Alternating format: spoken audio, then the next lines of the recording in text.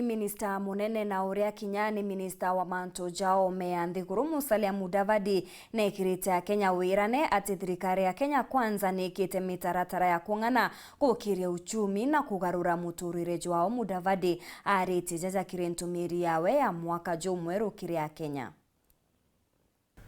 Fellow Kenyans, I hope you have all celebrated Christmas and shared the joys of the festive season with your families and friends. We have now put closure to the year 2023. I take this opportunity on behalf of my family to wish you God's grace and blessings for a successful 2024. Let us continue to put smiles on the faces of our loved ones and remember the less fortunate in our communities who need our love and compassion.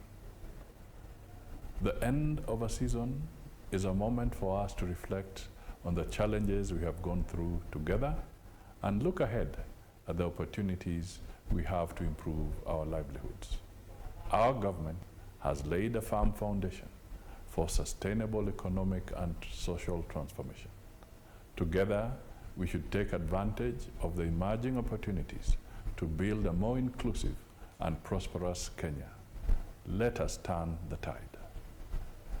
Now that we are all re-energized, may I wish you a prosperous 2024. God bless you.